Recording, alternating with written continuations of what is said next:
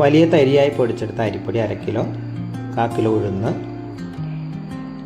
1/4 kilo ചുവന്നുള്ളി, കുറച്ച് വെളുത്തുള്ളി, ജീരകം, കറിവേപ്പില,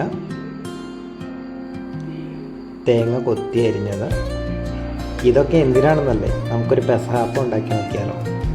എൻ്റെ കുട്ടിക്കാലമൊക്കെ കുട്ടമ്പുഴയിലായിരുന്നു. അപ്പോൾ അവിടെ അടുത്തുള്ള വീടുകളിലൊക്കെ പെസഹായ്ക്ക് ക്ഷണം ഉണ്ടാകും. അപ്പോൾ അവിടെ ചെല്ലുമ്പോൾ ഇങ്ങനെ ചുട്ടെടുത്ത അപ്പമാണ് നമുക്ക് കിട്ടാറുള്ളത്. ഉഴുന്ന് നല്ലതുപോലെ വറുത്ത് കഴുകിയതിന് ശേഷം തരിതരിപ്പായി അരച്ചെടുക്കുക. അതിനുശേഷം ജീരകവും വെളുത്തുള്ളിയും നല്ല പേസ്റ്റ് രൂപത്തിൽ അരച്ചെടുക്കുക. ചെറുതായി അരിഞ്ഞ ചുവന്നുള്ളി, വേപ്പില, തേങ്ങാക്കൊത്ത് എന്നിവ നമുക്ക് എണ്ണയിലൊന്ന് വറുത്തെടുക്കാം.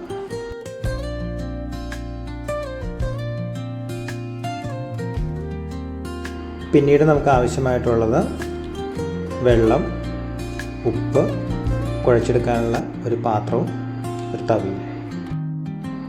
ആദ്യമായി തയ്യാറാക്കി വച്ചിരിക്കുന്ന അരിപ്പൊടി നമുക്ക് ഈ പാത്രത്തിലോട്ട് ഇട്ട് കൊടുക്കാം.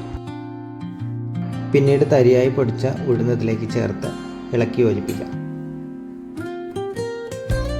നമ്മൾ നേരത്തെ അരച്ചു വെച്ചിട്ടുള്ള വെളുത്തുള്ളിയും ജീരകവും ഇതിലേക്ക് ചേർത്ത് കൊടുക്കാം.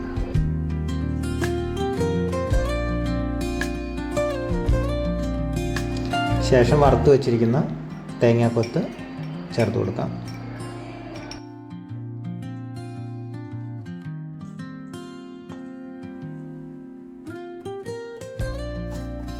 നല്ലതുപോലെ വറുത്തെടുത്ത ചുവന്നുള്ളിയും അതുപോലെ തന്നെ നന്നായിട്ട് പൊടിയുമായി മിക്സ് ചെയ്തെടുക്കുക. ശേഷം വേപ്പിലയും ഇതുപോലെ തന്നെ ചേർത്തിളക്കി യോജിപ്പിക്കാം. ആവശ്യത്തിനുള്ള ഉപ്പും വെള്ളവും ചേർത്ത് നന്നായി ഇളക്കി യോജിപ്പിക്കാം. ഇങ്ങനെ തയ്യാറാക്കിയ മാവ് നമുക്ക് പുളിക്കാനായി മാറ്റി വയ്ക്കേണ്ട ആവശ്യമൊന്നുമില്ല.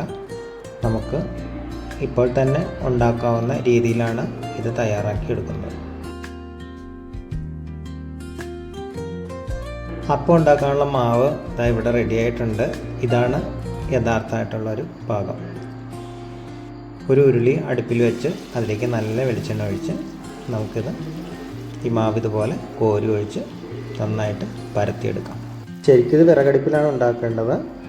ഉരുളിയുടെ അടിയിൽ നിന്ന് തീ കത്തുന്നത് പോലെ തന്നെ മുകളിലൊരു പാത്രത്തിൽ തീക്കനലിട്ട് റെഡിയാക്കുവാണെങ്കിൽ ഇത് കുറച്ചുകൂടി ബെറ്റർ ആയിരിക്കും. അപ്പോൾ കൂട്ടുകാരെ, വീഡിയോ ഇഷ്ടപ്പെട്ടാൽ ലൈക്ക് ചെയ്യാനും കമൻറ്റ് ചെയ്യാനും മറക്കല്ലേ. Okay, by.